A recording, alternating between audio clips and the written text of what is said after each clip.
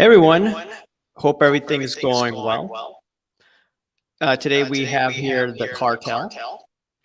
Hey, what's going on, man? Not a whole lot. It is an honor and a pleasure to be with you tonight, Rahul, and particularly discussing what we're about to get into. So I'm quite looking forward to it. Yep, you're the perfect guest to discuss this. Yeah, it's it's something that has popped up in my feed occasionally on Instagram. It's been discussed a little bit on the Cardboard Coaches podcast alongside Coach Co Collectibles. And, hopefully we can kind of put a cap on some of the issues involved, some of the talking points, and make it all kind of go away at this point, because I feel like it's jumped the shark a few times already. So, for sure. So I'm getting an echo on my end. Oh, double Rahul. Yeah. Oh, that's bad. All right, let me exit this.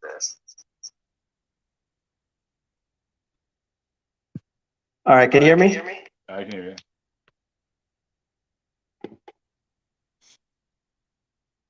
Can you hear me, Cartel?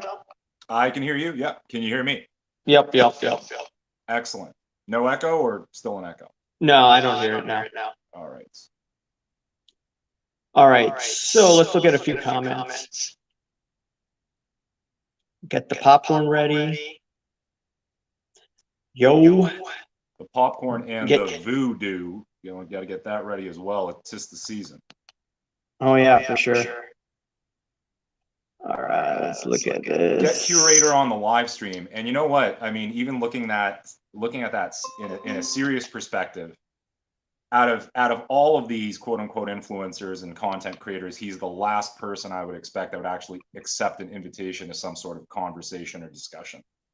That's the reality. Yeah, I mean, I invited him like 6-7 months ago when all of this was going down between me and him, so he didn't want to come on. Not surprising. Still an echo? What the hell? That's weird. If you want me to pop on some headphones, if that helps, I don't know, Rahul. I'm not a techie guy. Yeah, I don't know. I may have to run and get headphones. You do sound good on my end, but... Oh, okay. Yeah, maybe try getting headphones. Maybe it's on your end. Let me try it. I've got them here. Hold on. Dan the Card Man, and I got Butterfingers. Also good covering this video at Dan. Yep, Dan is a great channel. I'm going to probably have him on in the next month.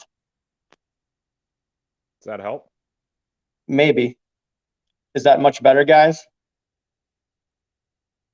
Yeah, I think that's much better. Maybe I'll go onto my computer in a minute, but okay. So I'll get through the other comments, but what were your initial thoughts about this podcast that he did the other day? You're referring to the live stream. Correct. It was an absolute absurd, magnificent, and in the words of Patrick Ryan, throat fest is how I would refer to it. We saw a grown man having a bit of a mental breakdown. I was absolutely fascinated by the whole thing. I think I almost watched the whole thing. It was a couple of hours. There was a couple people in my Instagram DMs who were just shocked that I was hanging in there, but I was trying to explain to them that, you can't turn away from a car crash kind of scenario. And that was the hobby's equivalent of a car crash. So I stuck around and witnessed what was unfolding in front of me. Nothing was unexpected in terms of what he was putting out there. We even got a little freak out where he started like blocking people and things like that, which is very in line with his very on brand for the Curator.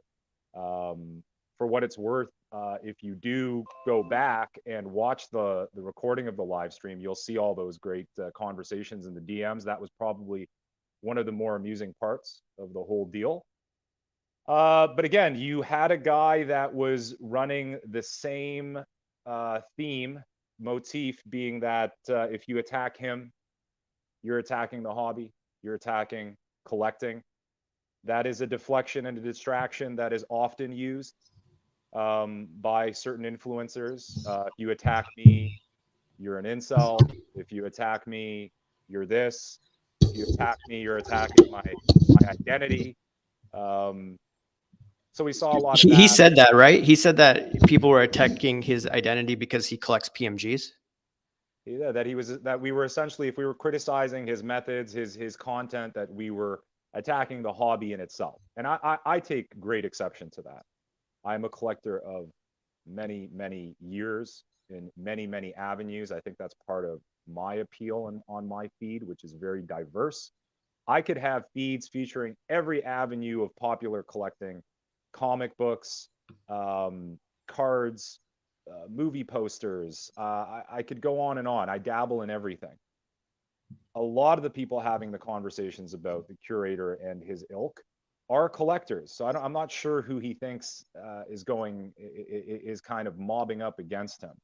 I think there might be an argument made, Rahul, that perhaps he doesn't see you as being the type of collector that even should dare to speak up. And I got to tell you, here's the thing, without knowing too much about your collecting, I know that you do collect quite clearly. I like the fact that your perspective in all of this is coming from both finance, an interest in alternative investing and assets. I think that's fresh. I think that's part of your appeal. I think that's something that you bring to the table, aside from everyone who is just either collecting, flipping, etc. So again, he's just always looking for something that he can use against you. Okay, you're not as big of a collector as him, then you're just attacking collecting. Get out of here. You're not a Marvel fan. Get out of here. You can still have opinions, right? You can watch a film and not be a film critic and have an opinion about it. So a lot of deflecting, a lot of attacking people, a lot of personal attacks, right? If you don't agree with me, you're stupid, right? That kind of concept. If you don't agree with me, you are attacking me, for example, as a woman in the case of Don Diego. These are very typical tactics that we see from people, especially when they have their back up against the wall. And we certainly saw him act out in that way during the live stream. Yeah, he made points about being a collector and that guys like me are bad for the hobby, sports card radio, and people that think like me. And what I find quite interesting, I'll get into that point later on, but he was talking about collecting. And I don't know if you saw in one of his Instagram posts, he showed that like F the trolls. And then he posts a picture of the Black Widow 7 out of 10, a PMG card. Some people think it's nice. But then on eBay, I believe he's selling it for right now $7,500. Yeah. So, you're talking about collecting, and then all of a sudden you're showing a picture of a card that you have on eBay, $7,500. There's nothing wrong in selling cards, collector, investor, whatever. But then you're going after people that aren't collectors, but you're a salesman at the end of the day. Yes. As well. Thank you, Rahul. You're going to make this whole conversation very easy and very flowing, because that's one of the big points here. And you also mentioned another key player in this whole concept of content in the hobby, who is, of course, sports card radio. So there's that old joke, like where people, Lamim James jumps on this a lot in his memeology, which is people will post a card that they've picked up and they will just gush over it. I've been looking for this. This is a personal grail. I love it so much. I can't believe I finally have it. And then it's up on eBay for sale and they're taking offers for it. It's incredibly disingenuous. It speaks volumes, I think. And that's why I like that you pointed that out and you saw that was happening. What really is going on with a guy who calls himself the Great Curator, which of course is a reference. I believe it's potentially a Star Wars reference, but it's also a reference to curation itself, which is, you picture someone in a museum compiling, organizing, and caring for an important collection. So curating this. So if you go into here, at the end of the day, I don't have a ton of knowledge about this man and his content. I barely know his name. Is his name Dan, apparently? Dan, yeah, Daniel. But just for the sake of our conversation, I went ahead and looked at his YouTube channel and all of his previous videos. And there is a lot that leads me to believe that this is someone who perhaps is more interested in investment. I see videos talking about being over leveraged in this sector versus this sector. And I'm sitting there, I'm just trying to kind of figure out what is the target audience and what is the focus of the content. He has a video where he's talking about being over leveraged in sports and how that's dangerous. I just see it as him taking a pot shot at the card market, because who's your audience here? Your audience is collectors, right? And they may focus on sports. So if I'm focusing on sports, of course I'm quote unquote over leveraged in sports because I collect sports cards. I'm actually a great example of that. I'd say I'm 90% sports, and I'm talking about big volume, and 10% I love my classic Star Wars cards. I love my classic Marvel cards. I collect Kiss cards, the band Kiss. I have cards of theirs from the 70s and the 80s. They tend to be PC items, right? But I have knowledge in that sector. So if this is someone talking about over leveraging this, that, and the other thing, posting videos where they're buying a $10,000 card in a very bombastic way with a clickbait picture, what do you do? Are you the great curator, or are you the great investor? There's a gentleman who is the card collector, investor, dealer, Chris, I believe it is. Yeah.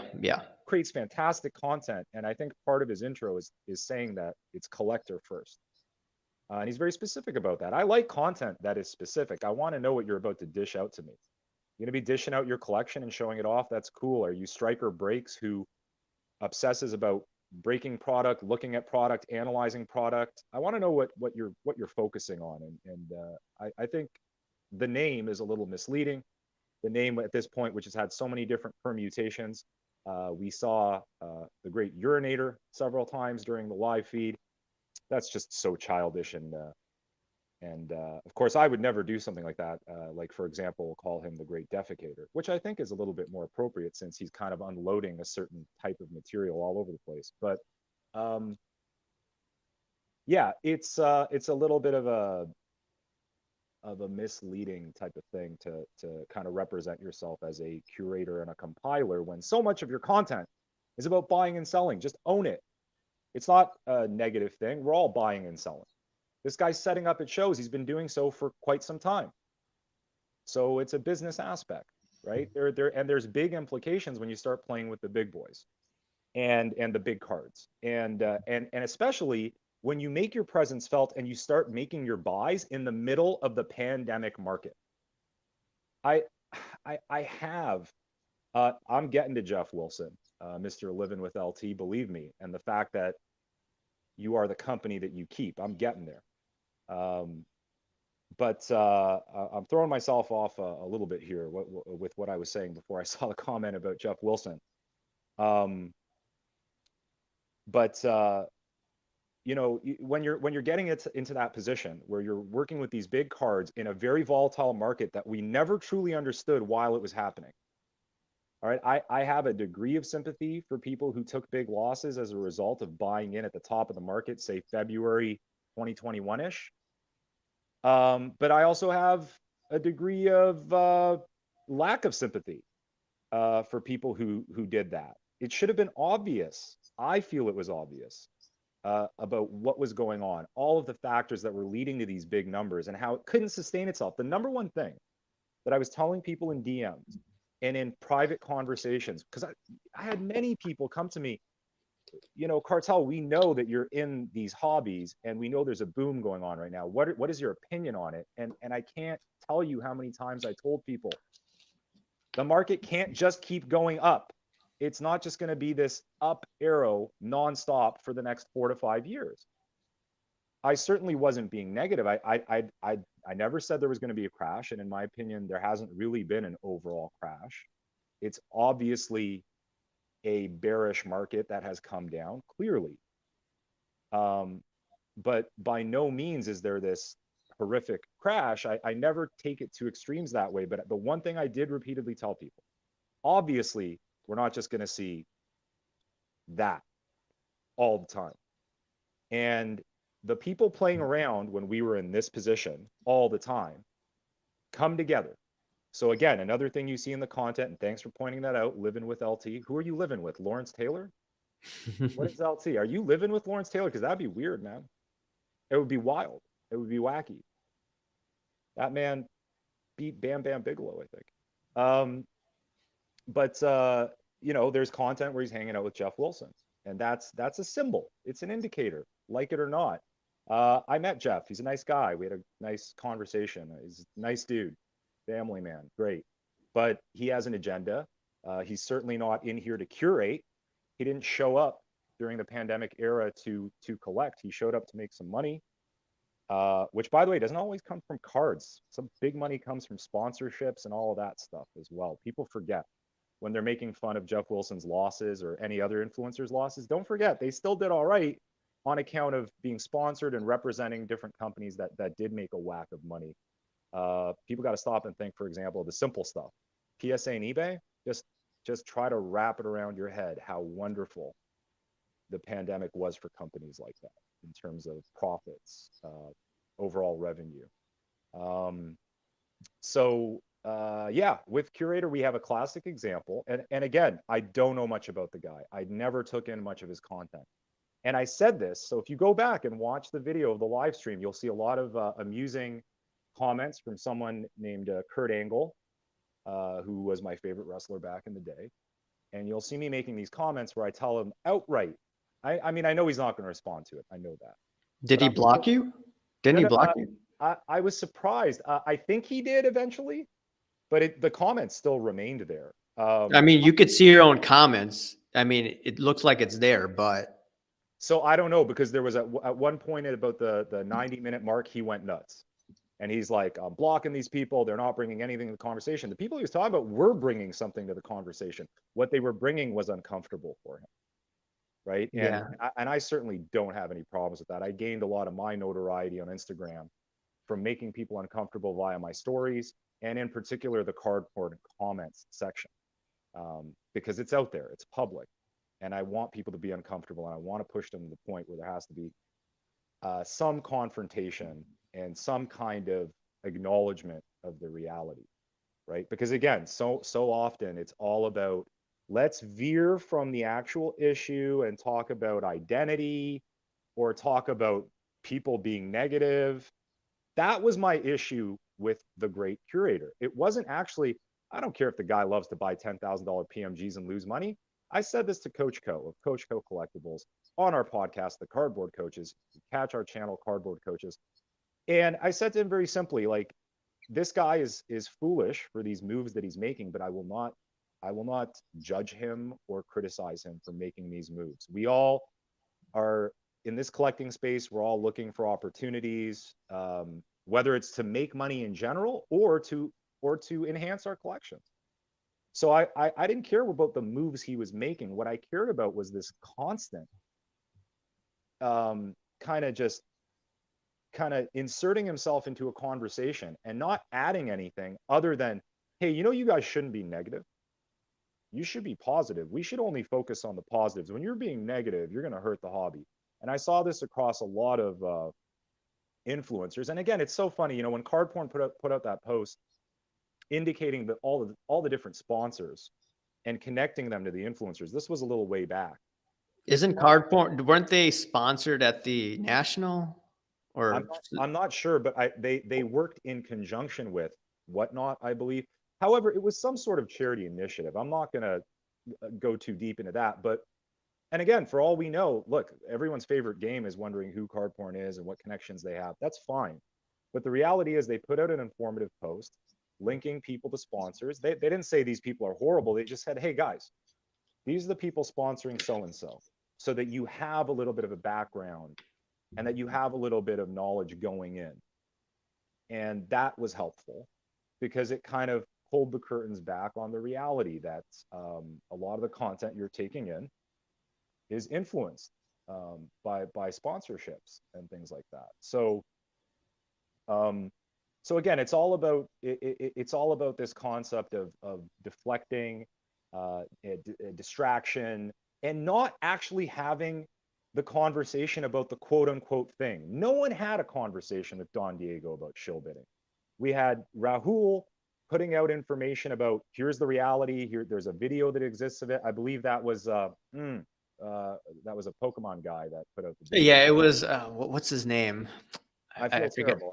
I'm following him. Is it Opossum Bud? Yeah, It it's is, Opossum Bud that came out with the video. So it's like, here's the video. And then here's Rahul saying, hey, by the way, have you looked at the policies of some of these auction houses?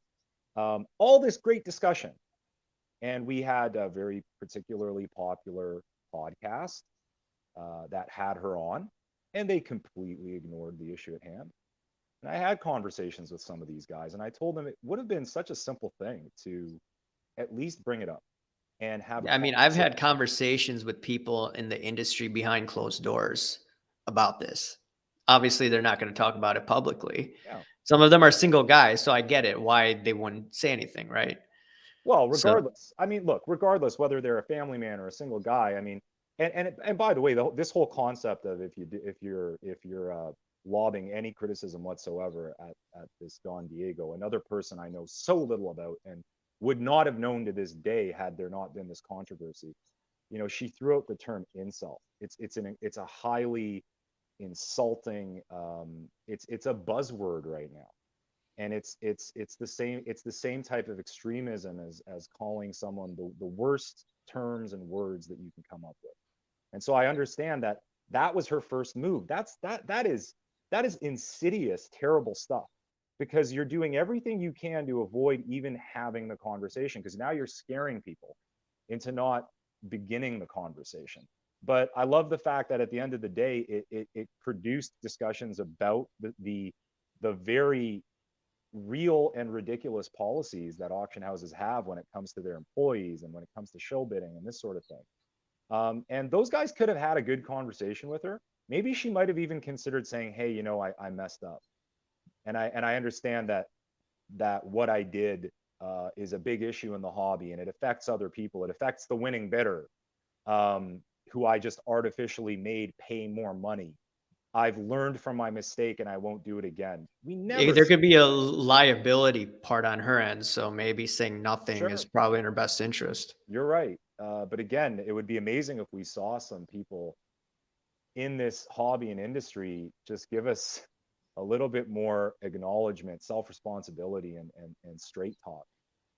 But the Curator was always one of these guys who instead decided that the best thing to do was to put out content telling people to stop being negative. It was so frustrating to me on the days where I was putting out content like, this thing happened, let's talk about it, let's discuss it, let's confront it, it's important for the community.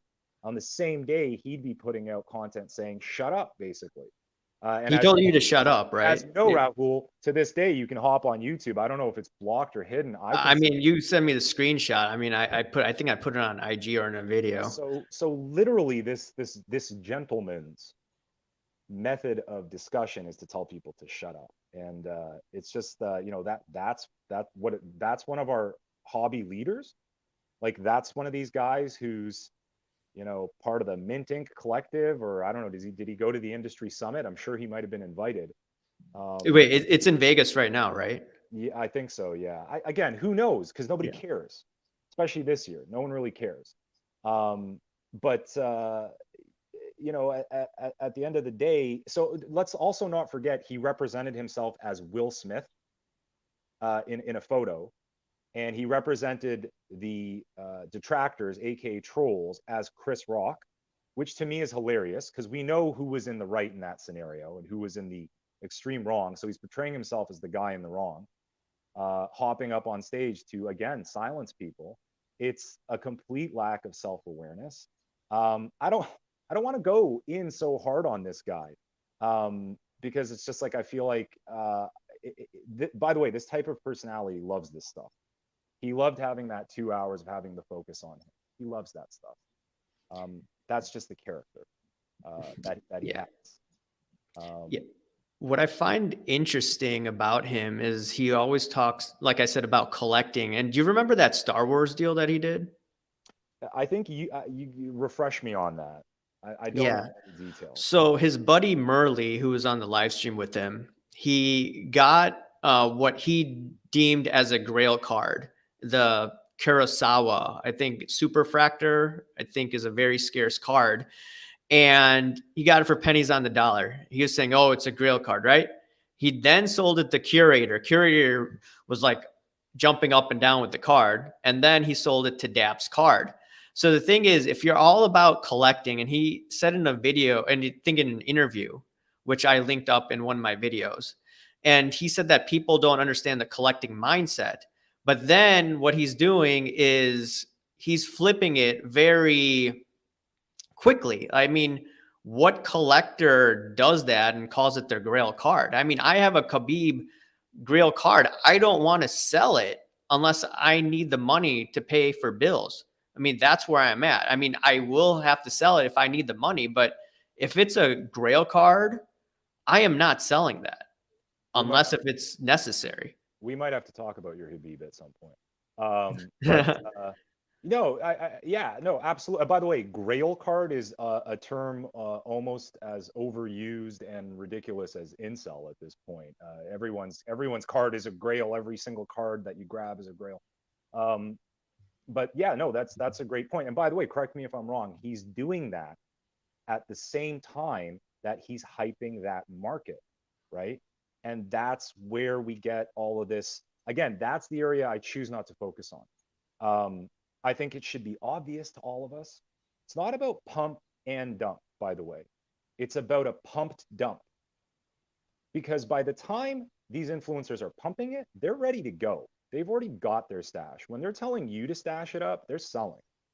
They're selling at that point. So it's a pumped dump. It's not a pump and dump.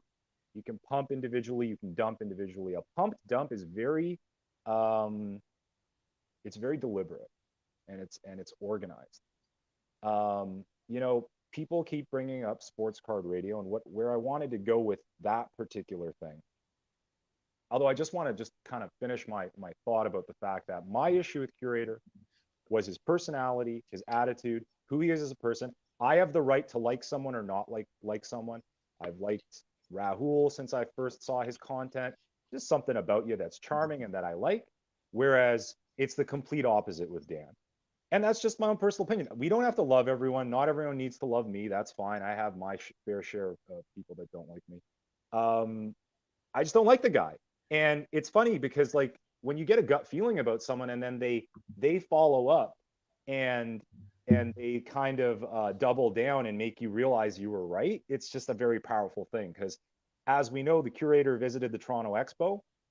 It was not the last show. There's a big one coming up. I'm going to be there with Hit 'em High Sports Cards. I think it's Hit 'em High Sports Cards now. It was Hit 'em High Auctions. I'm very excited about it. But it was the previous expo. And this gentleman proceeded to have a terrible experience of his own making. I want to make that very clear. A lot of miscommunication, obviously, with the organizers. He didn't like where he was set up. He didn't like what was going on with the display cases. He was complaining about this and that. He was complaining about the Canadian money. He was complaining about Canadians and how they haggle. He was complaining about the fact there was hockey everywhere in Toronto, Canada, at a card show. And that should tell you so much about this guy. And it should tell you so much about these people that we're putting on a pedestal and calling hobby influencers. I kind of want to wrap it up at this point in terms of my own personal feelings about the guy, but that's where I was coming from. I was coming from, this guy is sitting around trying to tell me what to think, what to say. That's a lot of audacity, a lot of ego, huge ego involved. And we typically, unfortunately, we're kind of feeding it by having all the conversations that we did about him, culminating in, and I still very much recommend everybody go and watch that video, because oh boy, it is a car wreck for sure. Sports Card Radio, the way that I wanted to bring him into this conversation is, look, Sports Card Radio has been around a long time. I was aware of him far before the hobby boom. It was always blowout cards and sports card radio when it came to getting hobby gossip and reality. I don't even want to call it gossip. I don't want to call it gossip. I don't want to call it negativity. That's the realm of the great curator, telling us that unless we're discussing some big sale we made or a market that we love, and I do plenty of that, Raul does that as well. If it's not that, it's no good. Shut up. We don't need to hear it. It's bad for the hobby, this, that, or the other thing. But sports card radio is an OG going way back. And again, not the most appealing personality in the world. At least that's the way I always saw it. A little bit of an ego involved there. That's fine. Again, remember, I'm saying that's if it's not for everyone, that's okay. But his information was invaluable. And when I say his, I think it's actually two gentlemen, it's twins, right?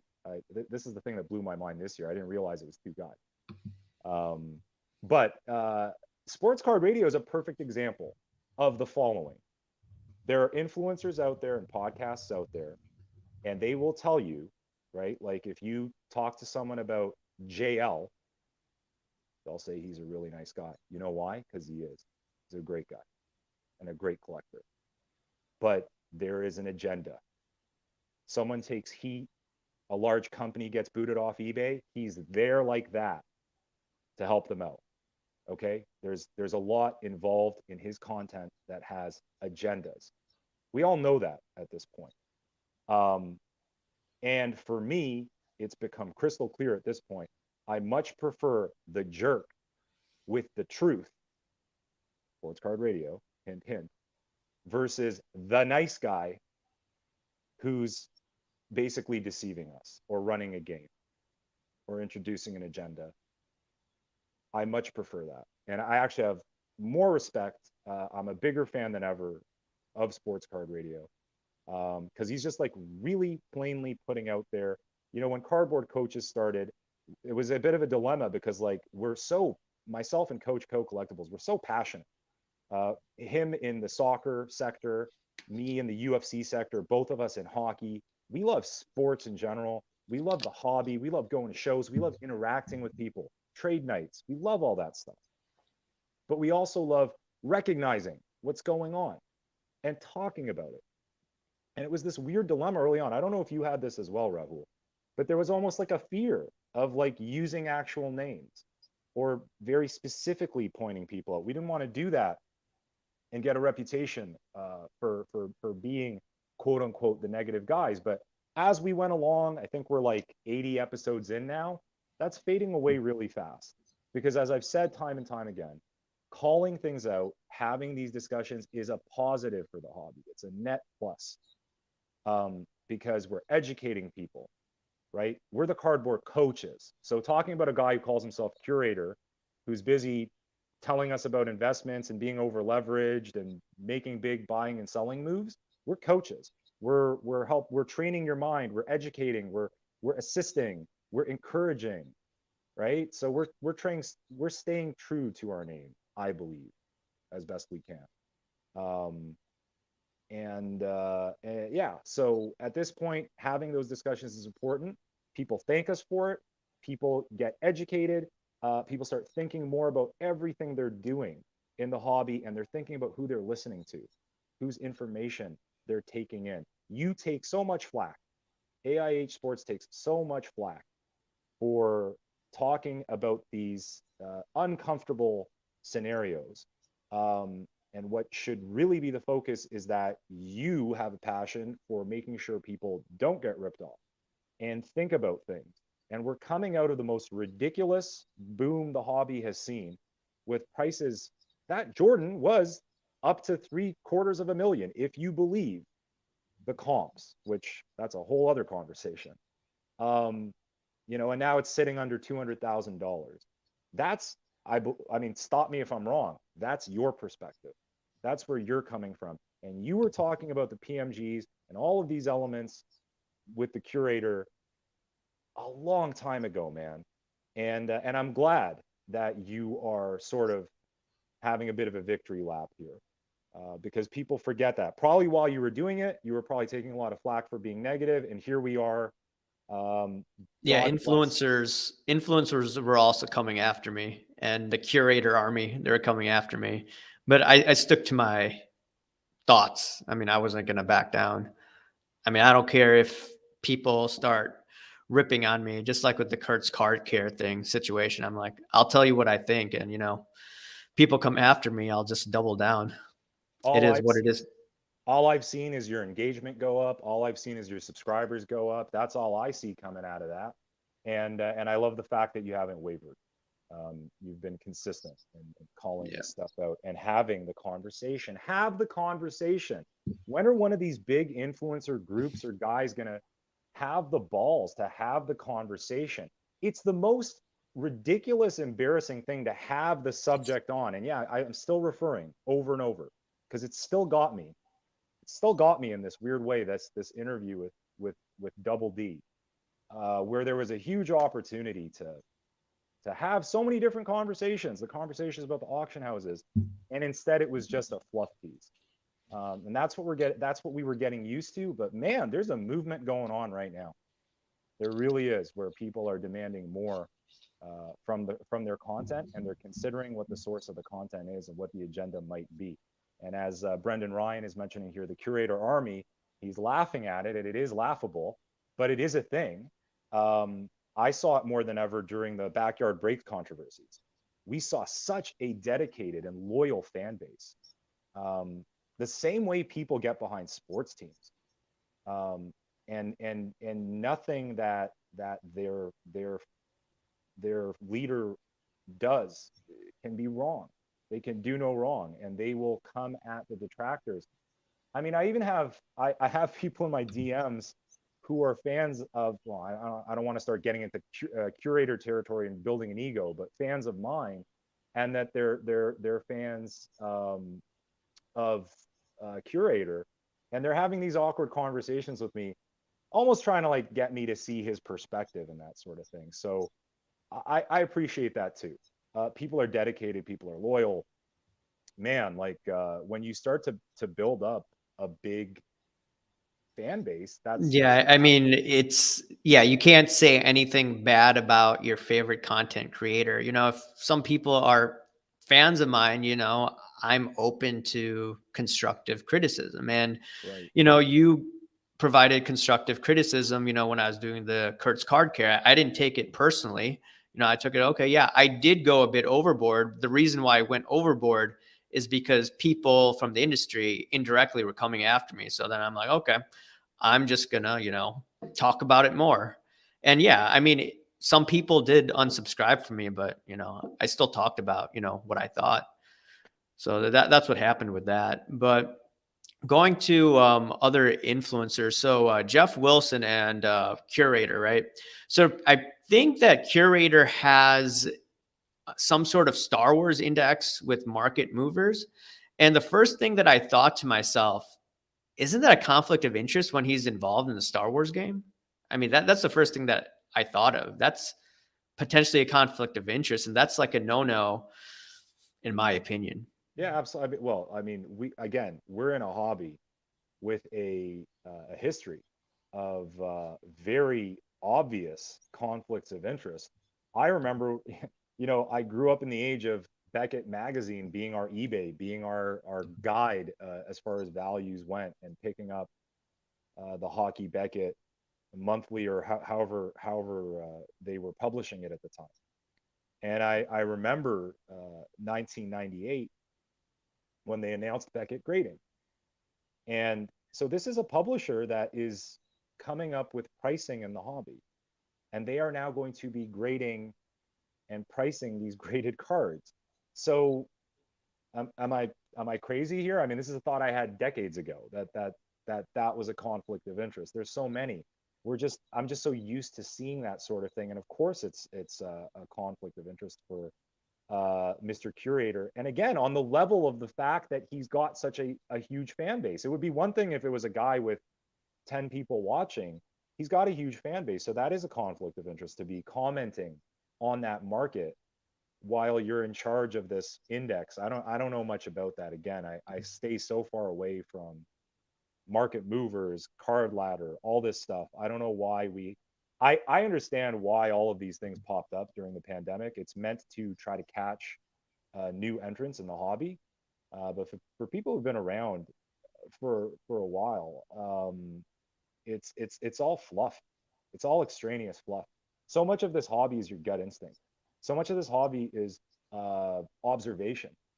When it comes to what are people buying, what are they paying, what should the price point be here? If I think the price point is out of control, I'm selling, right?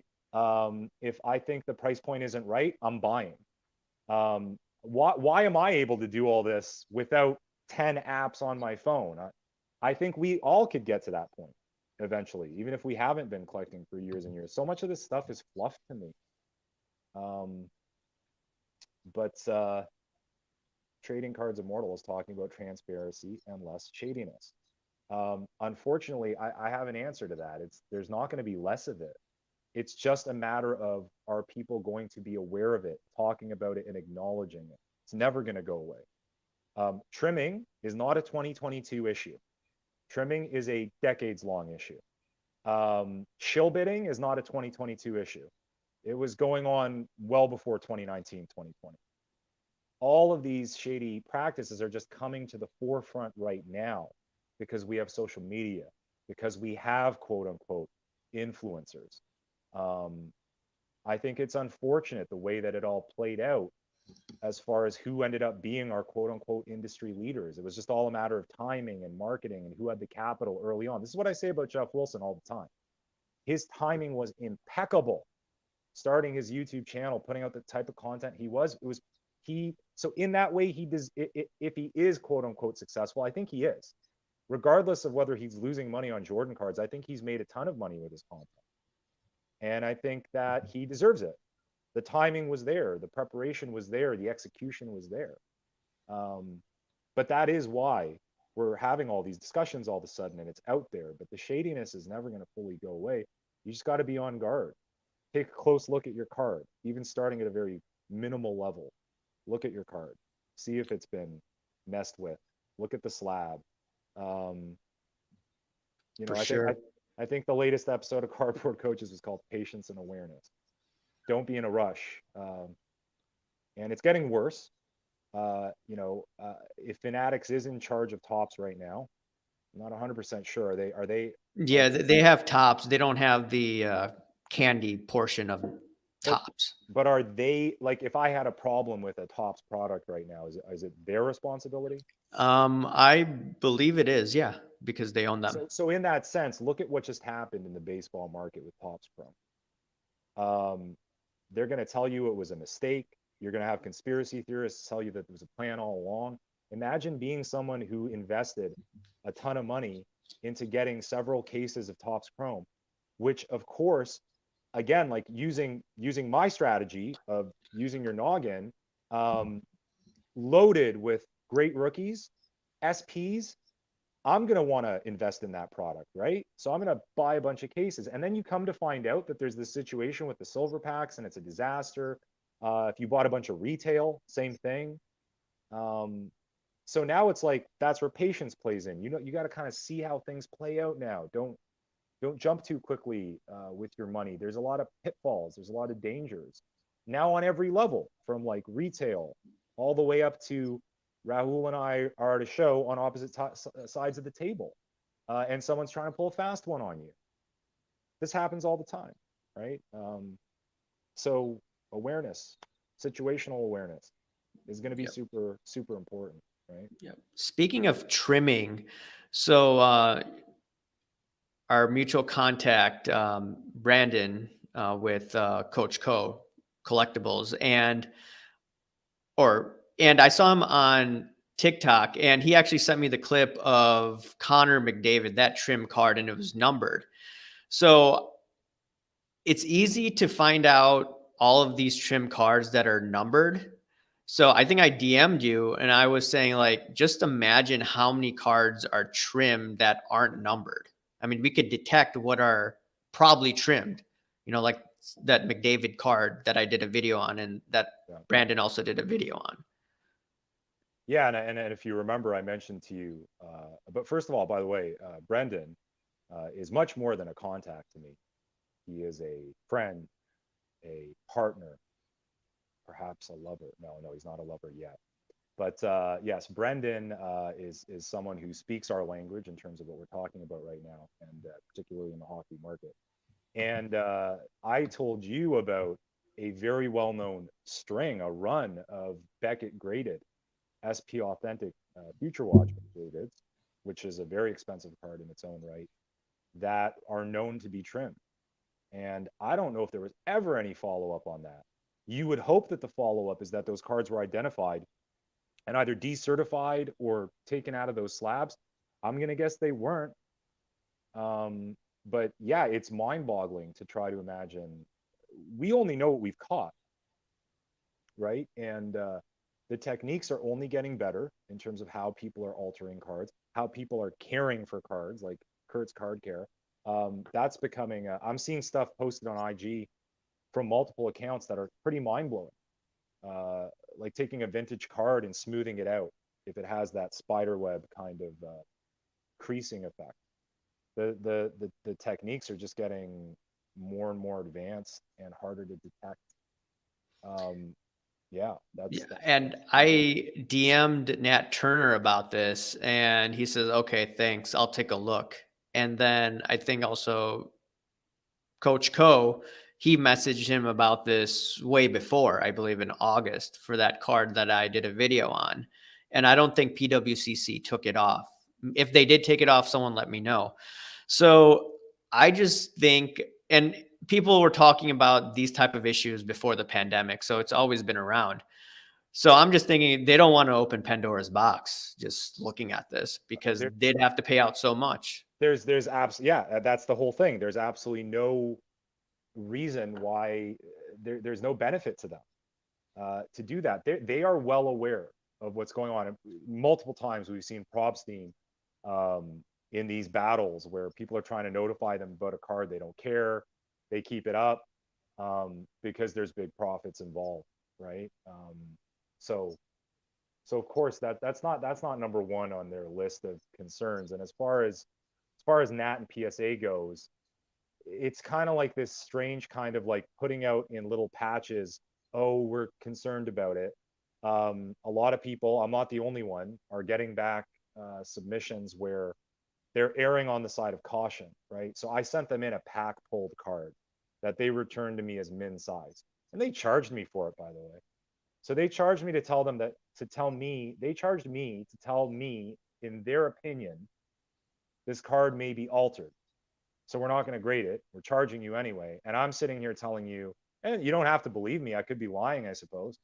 But I know, and I'm telling you, Rahul, I pulled it out of a pack.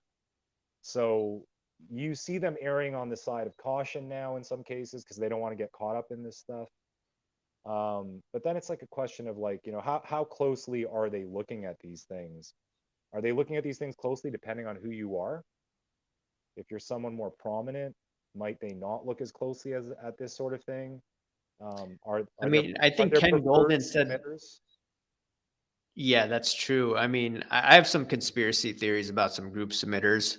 I wouldn't be surprised if they just take the good cards and put their crappy cards in and be like, hey, listen, and that, by the way, that is so common sense to me.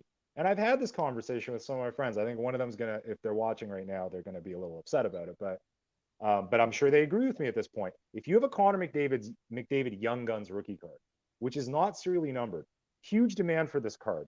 It's a quote unquote base card that has attained, 4 figures in gem mint form. I'm going to hand that to a group submitter, knowing full, by the way, it's not the rarest card in the world. Most hockey group submitters to this day, I almost guarantee you, I'm willing to check this. I'm willing to place the bet on this. Every group submission coming out of Canada to PSA probably has a Connor, at least one McDavid Young Gun in it. And I'll tell you one scenario that will really freak people out if they didn't stop and think about it. So you got a Beckett group sub going out, and there's a dozen Connor McDavids spread out between 6 submitters. Okay. And 2 of those McDavids come back a pristine. So Who's going to wind up with those 2 pristines? Because I know a scenario where the person who winds up with the pristine is the submitter. And when you get your 9.5 back, you're not going to complain. You're happy you have a gem mint, but you just lost out on thousands of dollars. And you didn't stop to think to yourself, guys, I say it over and over again, and the great curator would call it negativity, but many of you would say Cartel knows what he's talking about. You can be as friendly can be with someone, but when it comes to the hobby, even your friend will take that pristine McDavid and leave you with the gem mint. It's happened over and over. And that's just the reality. Indeed. Let's take a look at this comment by Ryan, who came on last week. He says, I'm really enjoying this conversation, but does the guest have any thoughts why the FBI hasn't said anything on the 2018 PWCC Beckett and PSA trimming scandal or auto forgery scandal? We've been told repeatedly, like I remember there was an update a few months ago that the FBI investigation was still ongoing. You only hear like little bits and pieces. I probably know as much as Ryan does at this point. I don't have a lot of information on that. And by the way, and that's also an indicator, it's a reminder to me, I never dig for that stuff. I mean, we've all got busy lives going on and we have what's in front of us. Like I often have, things that are going to be discussed on cardboard coaches, that sort of thing. But that sort of thing would require a little bit more digging, and I never get around to it. And it's such a huge deal. But as of a few months ago, there was this reminder that PSA is a company under investigation, under active investigation. I don't have any updates. I don't know where it's at. But you don't get a lot of updates on these things. Like, PwC was apparently setting up to sue eBay, right? After eBay kicked them off. How dare they? It was, what is it, slander or libel, one of those legal terms. And no follow-up on that. But that wasn't surprising, because if there's follow-up on that and you're going to take that to court and we're going to have discovery, it's going to be a huge issue for all parties involved. So I knew that would never come to fruition. But yeah, I don't know. See, the thing is, he's saying the PWCC Beckett and PSA trimming scandal. I was not aware that Beckett was under investigation. I could be wrong. But yeah, the PSA investigation, if you Google it, your guess is as good as mine. Indeed. So let's maybe segue into what's going on with baseball. So you talked a little bit about this in your other podcast. Aaron Judge, right? Hit 62 home runs. So I think that's really good for MLB. Some people were saying that, hey, did he use PEDs? Do you think he used PEDs? I think I'm the only person, if people check out the latest episode of Cardboard Coaches, I'm sometimes manic, as people might have figured out by now. I go on a bit of a rant out of nowhere on our podcast. I think we were just discussing Judge and how good it was for the baseball market. But the point that I was talking about, that I mean, I don't know if you're seeing it, Rahul, but I had a couple of thoughts in mind. Obviously, it brings back, especially guys my age, we are fondly remembering the Sosa McGuire chase. Yeah. We remember the golden days of big head Barry Bonds. And these huge numbers, 60 home runs, 65, 70, 73, I think it was, that Bonds hit. And, the reality is there are so many athletes on PEDs right now, regardless of testing. Again, just like we talked about the techniques of trimmers and scammers, this stuff gets perfected by training teams, people that handle the nutrition and what's going in and out of the bodies of these athletes, supplementation. So I found it interesting, the timing, that there was a period of time before all the focus was on Pujols and Judge, where a young star in the game, who at this point in his career, if this was going to happen to Fernando, it is a blessing to him that it has happened now, as opposed to later. He now has the rest of his career to atone for what's happened, to put up some big numbers, to try to win over the fans. Okay? So it's kind of good timing as far as that goes. I know it sounds ridiculous to say that there's any kind of good timing on being a cheat or using PEDs. But I just found it interesting in terms of, so baseball says, hey, look, we just put down one of our top stars, who, by the way, was kind of injured anyway, not really making an impact on the game either which way in 2022. We're going to put him down and we're going to show you how on this we are. Okay. So we're going to show you an example of how seriously we take this. And then we've got Aaron Judge, big dude, big athlete, chasing this record, which of course baseball needed that. What a terrible season this was. Dead ball season. Nobody put up the numbers we were hoping for. The Acuna, Soto, Tatis holy trinity was completely squashed this year. I'm not saying it's done and over with. They could still be putting up some huge numbers in the years to come. But here comes Aaron Judge, who certainly has not been as active as we would hope. And by the way, multiple injuries are sometimes associated with PED use. I'm just throwing that out there. I'm not making accusations. I'm not making any sweeping comments here. But you do tend to be more fragile through your joints in particular because of the pressure on your tendons when your muscles are growing extremely quickly, things like that. You see a lot of knee injuries, elbow injuries, shoulder injuries. Ohtani was a blessing for baseball, obviously, the last couple of years. But I just put it out there that perhaps strategic PED use and strategic acceptance of PED use could be a thing in sports. I just like to get people's minds thinking about that. Coach Co was very adamant. He was very offended by my thought. He's like, "Come on, man, he's natural. Let's just say he is," and hope that nothing pops up in the future, or that there isn't some sort of conspiracy where Major League Baseball turns the other way on some guys like Judge. I just put that out there to get people thinking. You know. Yeah. What Who knows? do you think? Do you think there's a chance, Rahul? Or I mean, I haven't looked at Aaron Judge's pictures like a few years before and after, because I remember Sosa watching him as a kid. I mean, he wasn't that big and he got bigger, and then he went to the Orioles and then he got skinnier. So obviously something was up there. McGuire, he just got big, and I think McGuire, look at his 87 cards, 87 tops in particular. His neck grew 3 times. I mean, you could see it most in Bonds and McGuire out of the 3. Yeah, Sosa got bigger as well, and it was obvious once he got traded to the Orioles. I remember that. So Judge, I haven't looked at his pictures before and after. I know that he played multiple sports from my readings in high school. I mean, it could be possible. I know that he's going to be a free agent this year. And a friend told me that he knew someone in the Astros, and they said that before they become a free agent, they use all these pain meds so they could play well the year before they get that huge contract. And then the next year, they get injured. I mean, like Strasburg, Yu Darvish, some names come to mind. Yeah. There may be a few others, but, I don't know if Aaron Judge is going to be as productive after this year, but who knows once they get that big contract. I still think going forward, the bigger issue, especially if people are thinking about investing in him or this, that, or the other thing, is going to be the fragility, the tendency towards injury.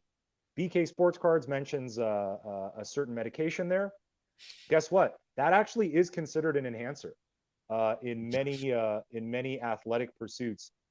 That particular drug has to do with the way blood is flowing and certain aerobic capacity. There are bodybuilders, for example, who use that strategically. So I know it's a joke, but that is a reality. That is a lot of medications are strategically used by athletes. We live in a world of conspiracy. So here's the thing: we don't want to live in a world of quote unquote conspiracy. That what we're finding a lot of times, though, these days, I'm sure you would agree, Rahul, is conspiracy is just another word people are using for uncomfortable truth. But so to be a real conspiracy theorist is to acknowledge that what you're saying is not. See, if something's conspiratorial, it's really happening. There is a conspiracy. But to be a conspiracy fan is to say something like I just did about Judge, because there's absolutely no truth in that. I'm just purely speculating, and I'm saying that. I'm not trying to present it as truth, right? But to say like let's say someone says, let's say Paige and Dean Bean says something like the hobby's all just a bunch of conspiracies. To say that right now, given the atmosphere we're in, is like helping people out that actually are fraudsters. Because then anytime you say, hey, remember that, remember that situation with, those guys doing sketchy things with grading, or these guys that are doing sketchy things, they could just say, oh, it's a conspiracy. It's just crazy guys are talking about it. So we have to be careful with that. We have to be careful with the terminology, how we throw around the word conspiracy. Indeed. I mean, another friend, or the same friend, told me that he showed me an article where the Yankees were busted for some sort of cheating right around the time the Astros were, maybe a year before. Do you remember that? I do, yeah. Yeah, and I think the Red Sox as well. And there's rumors that other teams were doing stuff. So I don't know why the Astros were singled out. So I don't know. Maybe it's just like politics. Like, why does some guy or gal, why are they targeted? And why are the Astros targeted when everyone else was doing it? That's a really interesting discussion to me. And by the way, this past week, if you've been following the news, or if any of our viewers have been following the news, huge controversy in the world of chess, where a young man was accused of cheating against a grandmaster. It's a fascinating story. Check it out. Google it, because it involves this young man inserting something into his rectum. I wish I was joking. I am not. And then a huge controversy in the world of poker, where a young lady was involved in a high stakes game where she made some very questionable calls with a kind of a dead hand. And her opponent was quite shocked when she responded to an all-in play. So look, high stakes, big money, big recognition. Oh, and the phishing scandal. It's also absurd, and I wish I could be joking. I am the sports card cartel. I do have a real name, but people call me Cartel. And I'm in the sports card hobby, and here I am talking about chess, poker, and fishing. But it's good. I mean, it's a reminder. This guy was weighing, he was putting ball bearings into the fish so that they'd weigh heavier. Right? Like, this is the reality of the world today. People are cheating. They're cheating on one another. They're cheating against their opponents. They're trying to get ahead. If this was the Joe Rogan experience, you and I would be talking about social media and our mental health and what's happening to all of us. But it's good to know this stuff, and it's good to remind yourself of it, regardless of what arena you're in. I don't mean to be using the word arena. See, now the conspiracy theorists are going to say that I'm doing something here. But what you want to do is, you don't want to tag in to these conspiracy theories, Raul, and get distracted. But like, I'm distracting myself right now. But just a reminder that this stuff is happening. People are cheating. People are being fraudsters. It could be a random guy that it could be a friend of yours in the hobby. Just be aware. Trust your gut instinct. Surround yourself with good people. One of the earliest things we said, again, like, if you look at Curator's content, it's the company you keep. I get turned off when I see this consortium of influencers. They're all the same. They're like, it's the same 8 people, and they hang out with one another. Yeah, that's the thing. It's like high school. It's like one big clique. Yeah. And then some of them don't want anything to do with me. I'm like, okay, you're talking about me. Come on my program. Let's talk about it, or let's have some discussion. And I'm like, they don't want it. Steve Splenda's like, everything's a lie. It's like when Nate Diaz was at the press conference, and these reporters were asking him about, is Conor McGregor on steroids? He said, man, everyone's on steroids. And of course, Nate didn't mean everyone, but I got what he meant. A lot more are than you think. Open your eyes. Trust your gut instinct. McGregor is on steroids, by the way, in my opinion, and was back then and is right now. Discuss it amongst yourselves. Figure it out. So they just don't do drug testing while they're on it? Like, how does that work? So in the case of McGregor right now, he's not in the testing pool. So by the way, so kind of like you brought up with the policies of the auction houses, if you did something sketchy, but it's by the rules, then you technically didn't break the rules, right? So he's not technically breaking any rules right now. Now there's an independent, governing body with USADA, with UFC, and that's USADA, and they have a testing regimen. There's surprise tests. There's all these like John Jones hiding under the octagon is a great story. Wanderlei Silva running out of a facility to avoid being tested. It's good. It's like they have a good testing routine, but nothing is ironclad. And like I said, there are techniques going on in the world of health and fitness you can't even imagine. That goes beyond, by the way, just getting someone else's piss. So it's much more advanced. My question is, how on earth is Tom Brady able to play at 45? I'm not accusing him of using foreign substances, illegal substances, but I don't know at that age you could play at that level. So by the time, again, going back to where I'm comfortable, which is MMA, by the time Chael Sonnen was in the last half of his career. So this is the way it works, Rahul. If at a young age you are messing around with steroids, you are forever altering the way your body acts and reacts hormonally.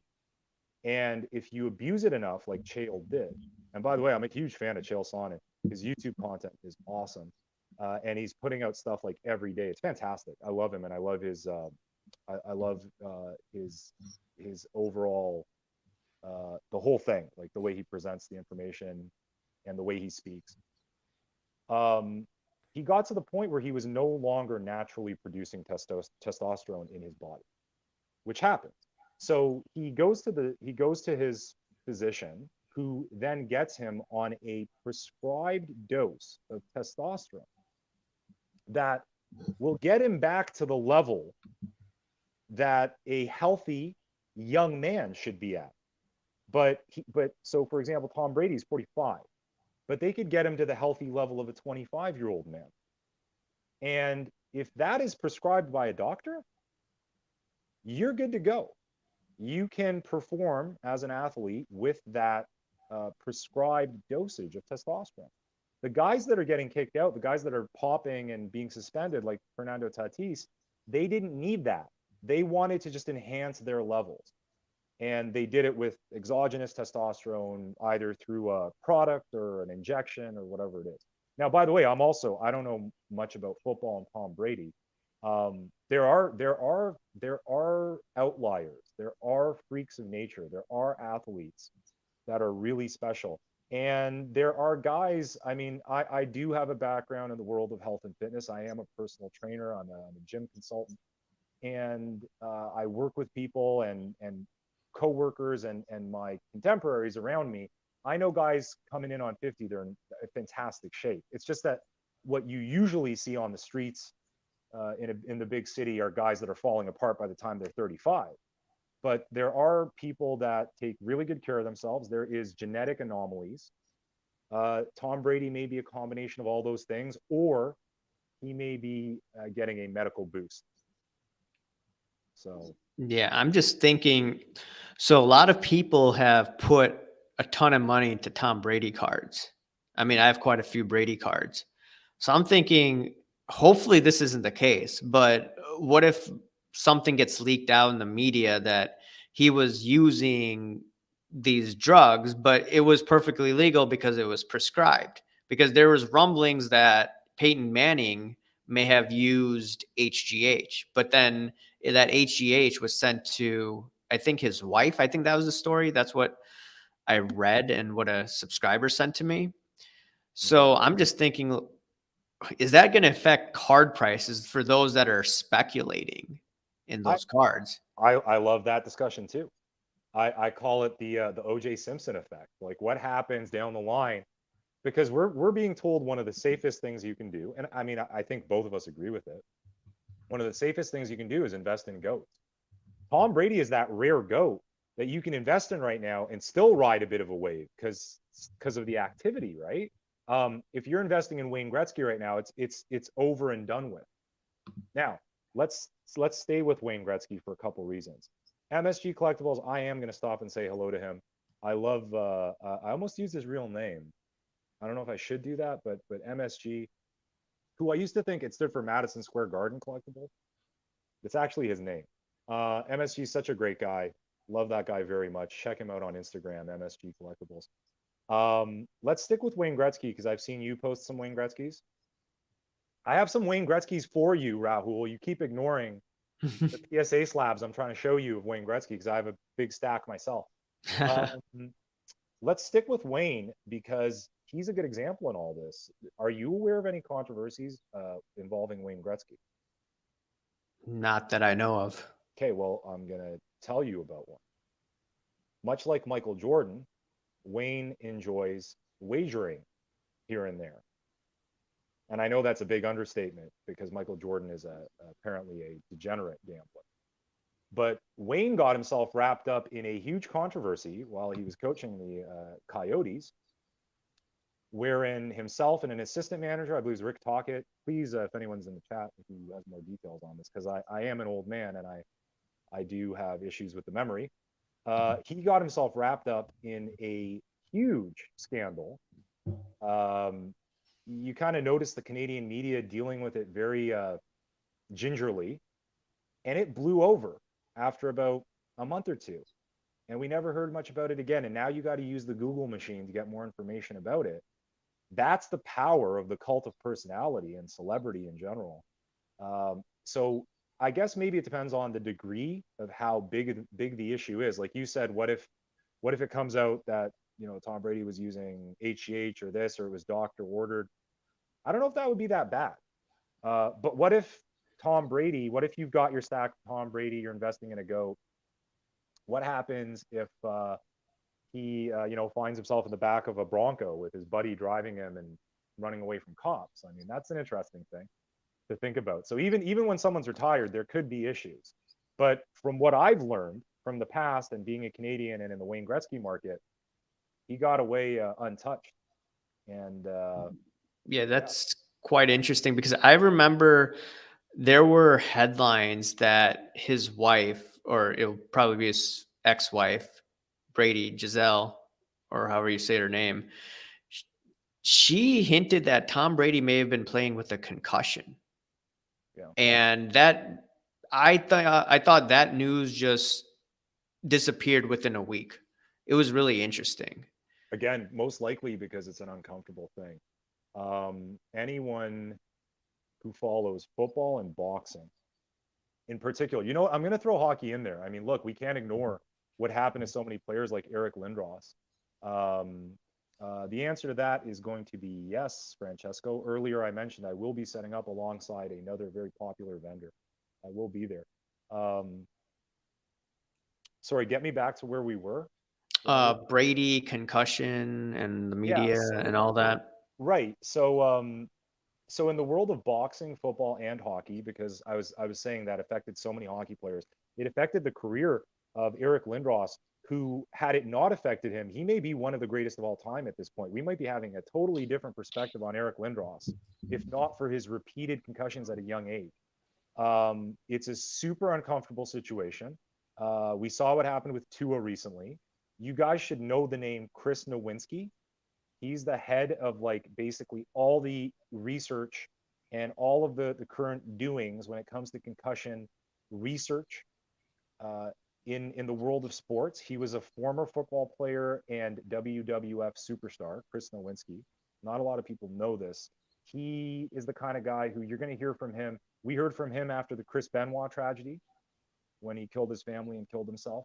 And there's tons of articles with information from Chris Nowinski on Tua. So that's again one of those things people don't want to talk about. It's like you know, you're worried about your entire investment and involvement in the sport and in the cards when you start talking about this sort of thing. Do they not want to get blackballed by certain athletes? Is that what it is? Like MJ, for instance, I remember Sports Illustrated, it was in The Last Dance. They wrote some article he didn't like, so he never did an interview with them again, from my understanding. I don't Yeah, know if it's like that. I'm just speaking on a general level about that conversation. It's just so uncomfortable and so not helpful for anyone. And everybody just keeps forgetting at the end of the day, there's this human being and that there could be consequences. There's so many times didn't we hear about concussions being potentially involved in the behavior of that New England Patriot? Junior Seau? No, the one that killed himself in jail or Hernandez? yeah, we heard about concussions possibly playing a role there. Certainly, it was proven that concussions played a role in what happened with Chris Benoit. It's a very dark and uncomfortable conversation that we should be having, but I understand why we're not having that. But like in that realm, Rahul, it's still like it's worth being aware of this kind of thing. Um, I was never into golf or investing in golf. And it's funny though, because I got wrapped up into the hype in 2001. I bought plenty of product and I had a ton of Tiger Woods rookie cards when Upper Deck put out the 2001 golf set. I predicted, my friends were like, holy crap, you're a genius. I predicted the downfall of the play of Tiger Woods. By the way, I had no idea what he was doing with women and his off time. All I knew about him was he was a champion at golf. Okay. A fantastic kind of celebrity icon. Okay. But this is what else I knew about him. All of a sudden, I start seeing pictures and videos of him doing this hardcore gym training. And he's not doing the training that I do with my golfers. I have guys that golf. I do a specific form of strength and conditioning for those gentlemen and girls. What I saw him doing was like powerlifting and heavy lifting for bulking. And the first thing I thought to myself was, golf is not a sport where you need to be bulking. And the other thing I saw, much like when Drake, Drizzy Drake of Toronto, posted his training videos, which were absolutely embarrassing, the form was terrible. So I was watching Tiger Woods deadlifting and squatting with horrible form. When you're a trainer to the stars, you're probably in a huge dilemma because you don't want to criticize them too much. You're too busy kissing their butt and thanking the gods above that you're in the position that you're in. But then he did a magazine cover. I can't remember what the magazine was. Maybe you do, where he was shirtless and he was like, Jack. I don't know if you remember. No. I don't think it was Sports Illustrated. It was like it might not have even been a sport magazine, but I looked at it and he had these lats and everything, and I'm like, this guy's in big trouble. His game is in big trouble. And at that point, I sold my Tiger Woods cards. I'm saying that this was like, do you know when the accident was, Rahul? Was it like 3, 4, 5 years ago? Tiger Woods car accident. Was it like 2 years ago or a year ago? It wasn't long ago. But when was his decrease in play? Like 10 years ago? Yeah, I think it was probably after 2008. This was before his divorce. Yes. So I exited and I advised people to exit because I told them his play is going to suffer. I said, again, without having any insider knowledge, I said, I bet you his back hurts. I bet you he's messing up his spine. He is constricting his movement and his play is going to suffer. He is way too into the aesthetic right now. He's becoming shallow. He's suffering from what many people do when they become super ultra famous and they're getting away from the actual game. And it happened. So all those things are real considerations. Someone mentioned right beforehand in the chat, sometimes it's a surgery or a procedure that leads to starting to use HGH. There are things that you use in recovery that are technically illegal in the sports world, but you need them to recover. Painkillers. That's how an addiction to painkillers starts. And the next thing you know, you're seeing 20 women and getting into a car accident because you're on drugs and this, that, and the other thing, right? Yeah, this Ryan is mentioning the film Concussion. I wonder if that was the Bell brothers who did that. Maybe it did. I don't know. But yeah, that's a real thing. It's definitely a real thing. And I would venture to say a lot of our favorite athletes are on all sorts of substances right now. But it may be fine because it's not against the rules. Maybe it's prescribed because of Either through technicalities or through extremely advanced methods that they get away with it. just like in sports cards. Beautiful. There you go. Yeah. Yeah. Maybe we'll wrap this up in the next 5 to 10 minutes, but what do you think is the state of the hobby right now? So, you know, a lot of people have been saying that, hey, content creators are negative, probably pointing towards maybe my channel. I'm not that big.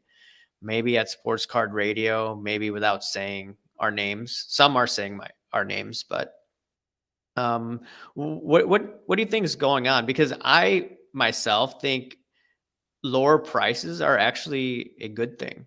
And I could find auctions. I like CSG because the slabs are so cheap. And I'm just finding what I think to be deals compared to February of 2021. I think it's a good time to, if you want to collect, maybe speculate. You know, that's how I view it. I really was enjoying the 2018, 2019 market. I was really enjoying it because, see if I can put this into words, but the people that were benefiting were people that were paying attention to certain elements of the market, paying attention to sports, paying attention to players. And things were happening organically. Beckett, which had a firm hold on the hockey market, wasn't producing the type of customer service you'd hope for. And PSA stepped it a bit. And then all of a sudden, the hockey collectors were accepting PSA. There were things happening that were more organic and based on deserving scenarios, if that makes sense. And things got a little wild and wacky. And so we're at this point at the end of the pandemic market. We're finding out who really wants to stick around because a lot of people have left. They have. We want to see who's really sticking around, what markets really are solid, what was real. Like, what was real? We found out Marvel PMGs are not real. And there's going to be 5 people in my DMs who are going to tell me, oh, that's not true, Cartel. There's this sale. There's still cool cards. They're still limited. That's fine. Rahul said it best. There's no intrinsic value there. There's no, it's not a rookie card. It's not historic. It's just this shiny card that's really limited. And that appeals to a certain type of collector. And a lot of those types of collectors are new. And so like you said, there's big opportunities because prices are back down. It's good to see. I mean, hobby prices are still high. It's all about enjoying the hobby. And so getting back to a point where print runs are not as crazy as they were, getting prices down a little bit. And just like being into this hobby in the sense that, like, make your play based on your knowledge of the sport, not just like going with a fad. Because I am still a big fan of like what Curator and all these guys were doing. Like, you want to find this untapped market, but it's got to make sense. It's got to make sense. So I think like I'm generally positive because in the markets I deal in, I see positive things. People are buying. Some of the bigger markets, people aren't buying, and high-end basketball prices are coming down. Again, that's how it should be, in my opinion. It got a little out of hand. It really did. It got a little bit ridiculous. Hard lessons are being learned this year, with the football quarterbacks, with the baseball guys that didn't fully pan out just yet. Hard lessons are being learned. People can either take that lesson, get upset, and leave the hobby, or learn from it and apply it. As far as content creation, I already mentioned this on Cardboard Coaches. I do think the movement is going to be towards the more controversial stuff, right? Cardporn got to where it was because they were like the only one. They were the feed that was like, the TMZ of the hobby. While all the influencers like, everything's great, buy. Chart is going up. Gary V cards are super cool, right? Like, so that's what was going on their content.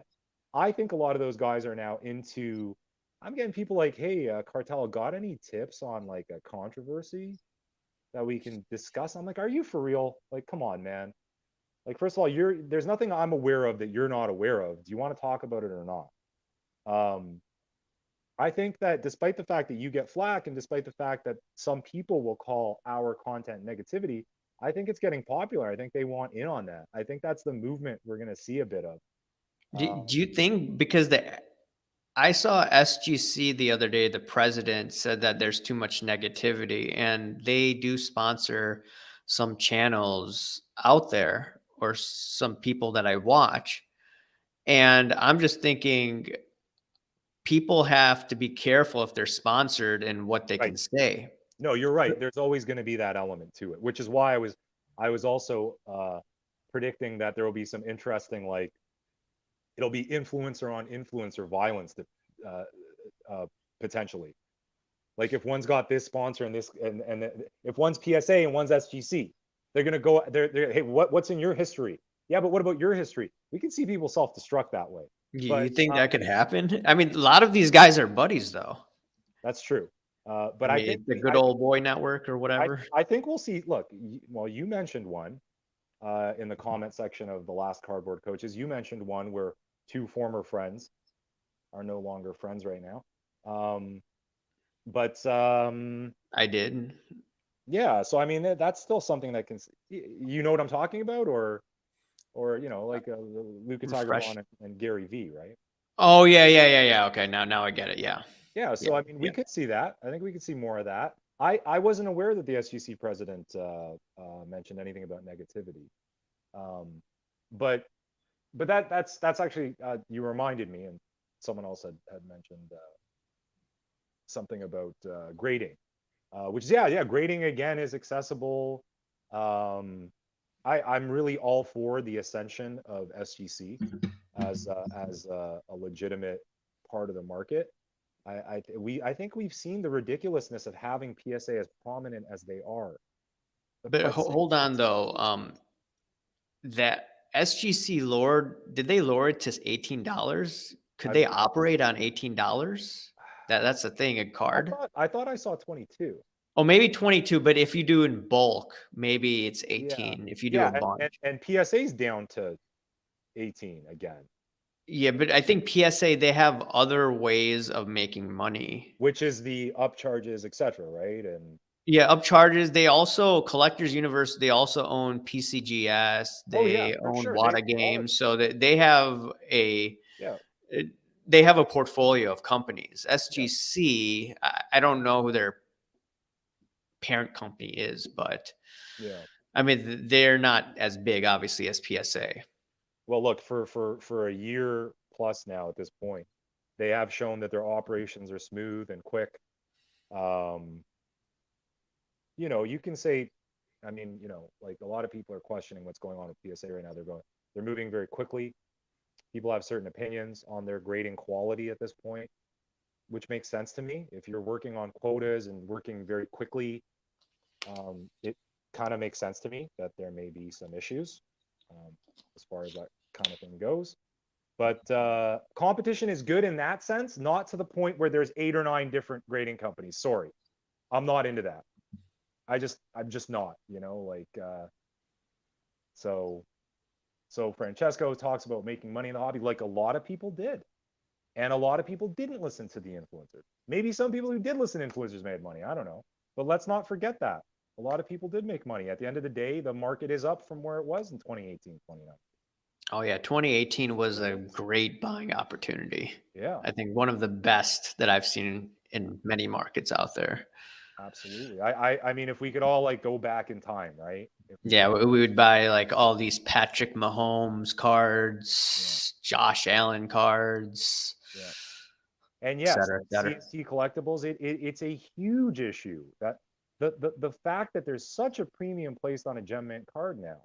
And every hobbyist, whether they're old in the hobby or new, is going to have that moment where they pick up a BGS or a PSA gem mint card and they're going to look at it and it's going to look like a 8 or a 9. It is subjective. Is it going to get solved by AI? I don't think so. That stuff, in my opinion, is a little overblown. I think we've previously had a conversation about that. Yeah. But yeah, of course that opens up to hanky panky. You know, Steve Aoki and Mike Trout, when they're visiting PSA, you know, Steve Aoki parks his Bentley across 3 parking spaces and goes right inside. And Mike Trout goes right inside. you know, but I'm not even making accusations from that. I mean, I remember when Jeff Wilson and Eddie from Investicard were making big hullabaloos about their trips to PSA, and it did not go as well as they thought it would.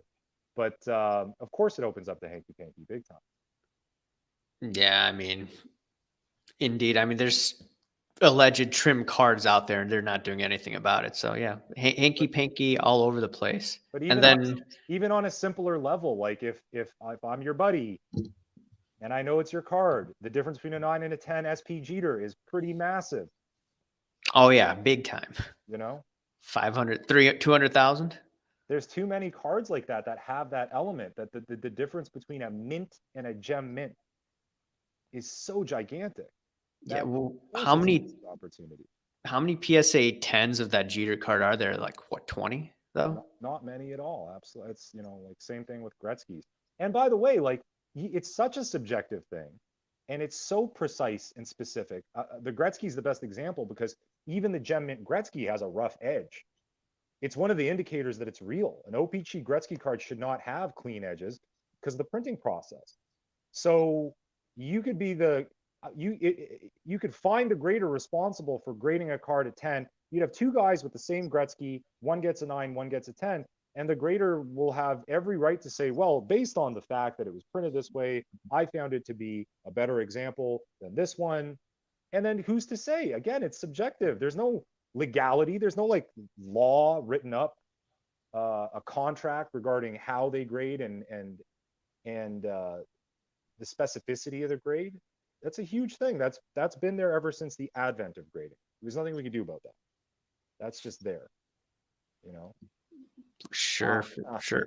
Kurt's Card Care will iron out all these problems. Yeah.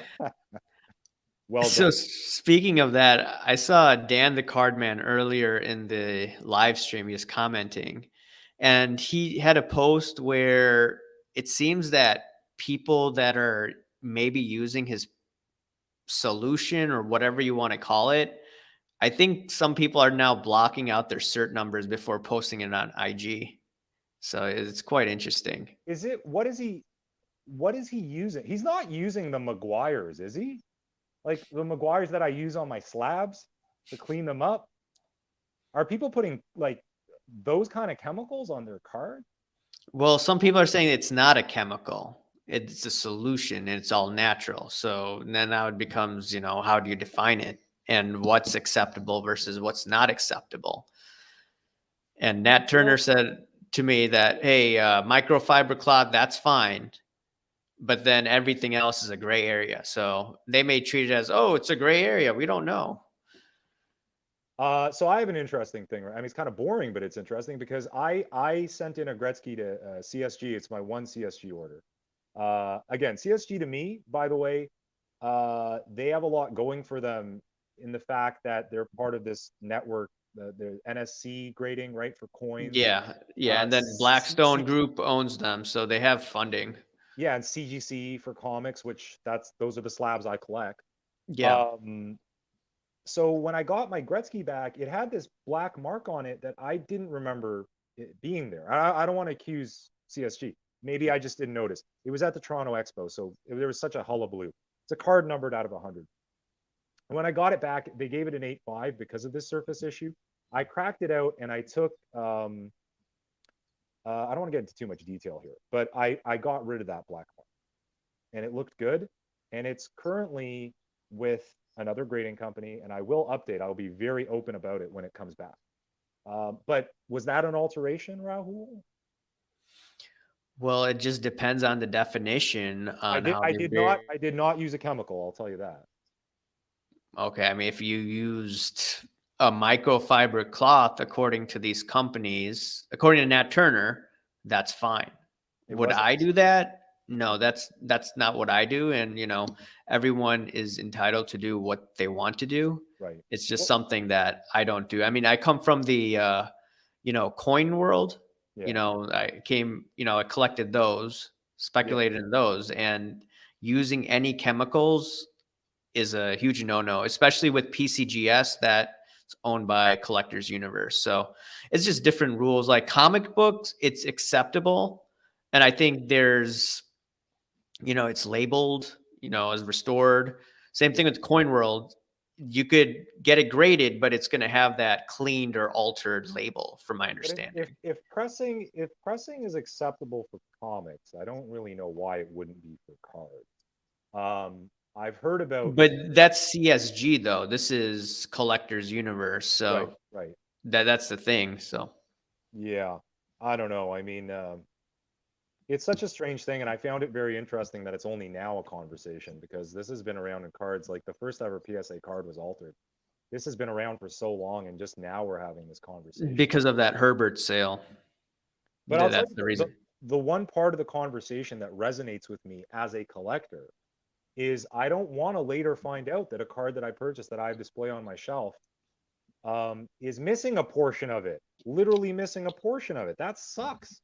Yeah, I don't want an expensive card that, I have and it wasn't disclosed to me. If it was disclosed to me, fine, And if it's a cheap card, whatever, okay? I could live with that. But if it's an expensive card, you're putting hard-earned money, I want it to be, maybe a microfiber cloth and that's it, removing the dust. That's just me. Everyone has their own preference. I had a good conversation with Coach Co about this on Cardboard Coaches, and again, it was in response to something that you said. But listen, Rahul, we say a lot of stuff. Yeah. We speak quickly. We produce the content, and maybe we didn't quite get the point out that we wanted to. And I want to address what Francesco is asking in a second. But what I said was like, okay, we can't take it to the extreme. Like if you open a pack of Topps cards and there's debris, no. Let's say Panini, they're the worst at this. You open a card, there's a smudge on it, there's debris on it. You just opened the pack. Let's say you spent $50 on that pack. In my opinion, I have every right to smooth out the edges with my finger, take a microfiber cloth. I paid for that. And it's their horrible quality control that made it all freaky deaky out of the pack. As long as I'm not trimming, putting chemicals on it, I'm going to do that because I want to get the value out of this thing that I paid for that I assumed was going to be coming out of the pack in decent shape. Right. So, but that's something you had said almost made it sound to the extreme like that you would just place it somewhere and not touch it. So what I do is I don't take cards from packs and send it out for grading. I usually buy cards maybe on eBay on occasion, send them out for grading. But usually what I do is I buy graded slabs. So maybe I look at it from a different point of view than other people that are just ripping packs and sending it out for grading. I mean, for me, it's hard, first of all, getting a great card to send out for grading, which has value, right? Yeah, absolutely. And usually if I'm collecting cards, I don't want to send it out for grading unless maybe it's an autograph card. That's what I like for a PC. I have some Cubs autographs. I don't care about the grade of the auto. I just want it authentic. I just like, hey, here's my Cubs autograph. Here's my Fergie Jenkins and autograph. I know it's real. Yeah. Yes, exactly. Yeah, for sure. But like I said, if it's something I've paid for and it's supposed to be a certain way out of the pack, you cannot expect a gem mint card, no matter what. Not from eBay, not from a pack. That's why there's a premium on a gem mint card. That's why in 2018, when I was opening Topps Update, you wind up with a stack of 25 Acuñas and half of them go out. There's no guarantee. You shouldn't expect that. But I tell you what I do expect. I expect that Upper Deck is not diamond cutting my cards, which they have been doing lately. I expect that Topps is not producing every single card off center, which they are doing. And I'm not expecting that Panini literally has smegma all over the cards when I open the pack. It's ridiculous. So if I can deal with that at an at-home level without doing significant alteration of the card, I'm going to do that. And I think everybody does.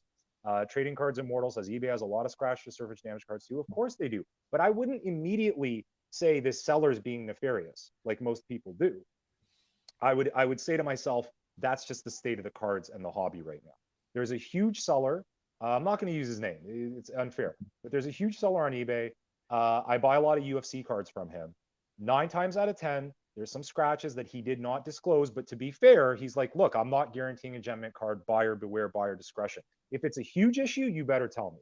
If it's not a huge issue, that's the way life goes. And I say 9 out of 10 because every 10 times out of 10, he sends me a card that I send in for grading and it grades gem mint because I've looked at it and decided that it's worthy of that. Now, I do want to get to the person's question, although I do think we have to wrap up soon, Rahul. But Yeah. look, someone's asking me my opinion on someone, okay? Someone's asking me my opinion on Jeremy Lee. And in the off chance that Jeremy is watching this, like, reports of issues are exaggerated. Like, Jeremy did block me.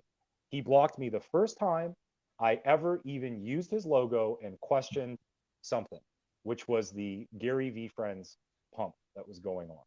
And he could have engaged me in conversation, and I thought he would because we were friendly before that. He chose to block me. Now, what I'm going to say is really ultra diplomatic, given that information I just gave you. He is a super nice guy. He is a dedicated and I believe lifelong collector. So you're sitting there and you're asking me my opinion of him. He's a good guy. I think the specific question was in terms of his information. The dude is a wellspring of knowledge, particularly about hockey cards. It's just that so much of his content, once 2020 rolled around, in my opinion, was guided and influenced by his sponsors. It certainly rubbed me the wrong way, but 90% of the time, when it wasn't that sort of stuff, Jeremy's one of the best in the biz. He also had some other incidents, like the infamous inventory number sticker incident that got people talking about him and feeling certain ways when he accidentally sold a Joe Burrow. Oh yeah, that's what I thought. I gave my opinion on that as well. Has nothing to do with the person. My opinion was my favorite thing: self-responsibility. You better watch. I take full responsibility for having a very expensive card stolen from me at the Toronto Expo. I'm not sitting around whining and complaining about it. But getting away from that, like I said, 90% of the time, yes, look at his content because it's good and he's smart and he's been around. And those are the kind of guys you want to get information from. But just be fully aware of what's going on in terms of sponsorship and what might be guiding some of their content. Jeremy Lee is nowhere near the top of my S list. Believe me, in this hobby, there are guys out there that represent big companies that are bullies, absolute bullies, and children. And those are the guys that I'd rather focus on. I'm not out there knocking Jeremy all the time. Yeah, I mean, he did send me a message last week. I did talk about him, I think, in a video or two, and he said that, hey, let's clear the things on my program. And I said, you're more than welcome to come, but I don't censor comments on my channel. I don't know if you're looking at the comments. Some people come after me. I'm like, This is going to be an open forum where people come after you and me, basically. And I understand, you're in the business. So I was hinting at him, it may not be the wisest thing for you to come on, but you're always invited. Anyone from the industry is invited, but you have to, deal with uncomfortable questions. That's how this channel's at. So it's all about how people handle criticism, right? Quote, unquote, trolls. And it's funny because I forgot in the whole conversation about Curator, that was one of the things that rubbed me the wrong way, was this guy would just delete and block. By the way, I do a lot of blocking on IG, mostly because I'm just like very upfront about if I don't like you. And if you waste my time in any way, like I'm not into it. It has nothing to do with like content creation. I followed 99.9% of all the influencers. Generally speaking, I've been blocked by Jeremy and maybe one or two others. You got to have the discussion. You got to keep lines open. It's not about just deleting the problem or blocking a message that doesn't agree with what you're talking about. That's ridiculous. That's today's mainstream media. Let's not go that route.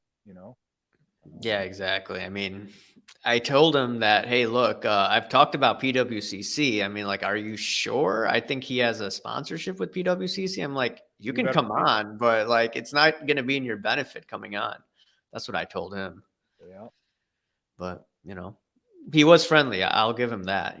I did talk about him, so he did handle himself well. He's a Messaging friendly me. guy. He's a very tall guy, which makes for great photographs. If you ever meet him at a show and you want to feel like you're at the Ripley's Believe It or Not Museum, and you take that's a lot of fun as well. Before I let you go, Cartel, where can people find you? Because I think people should definitely follow you on your IG and your YouTube. So you can find my biting commentary. That is, I can't even remember my own tagline. Like biting, cynical content that was 100% accurate. You can find it all over Instagram. My feed is Sports Card Cartel. I hate social media, but you will find me on Instagram because I do like taking pictures of my comics and my cards and my stuff. That's right, great curator. I am a collector of many, many things, and my feed is very varied. I'm your worst nightmare because as a detractor, you can't come after me and tell me that I'm not a collector or a hobbyist. You'll find me in the comment section of Card Porn often. And you will find me on the Cardboard Coaches podcast and channel on YouTube. And you can also see me at the Toronto International Sports Card Expo. That's our national here in Canada. Maybe Rahul, one day you'll visit Canada. And yeah, I did when I was younger, but yeah, I should as an adult. If you do in the future, Toronto is beautiful. And For sure. The expo is an amazing gathering. Yes, there's a lot of hockey cards, but Don't worry, I'm not going to bring Marvel PMGs and try to sell them to you guys. I'm sure the vast majority of people understand that there's going to be a lot of there's going to be a lot of Tim Hortons. There's going to be a lot of hockey. There's going to be a lot of beer, and there's going to be a lot of stuff like that. So yeah, so YouTube Cardboard Coaches, Instagram Sports Card Cartel, and again, thank you so much, Rahul. I hope I didn't talk your ear off too much, and I'm glad that you and I were able to respond to that wacky, wild live stream from our friend, the great curator. Oh, yeah. So what a week. All right. Thanks for coming on again, Cartel. Absolutely. My pleasure.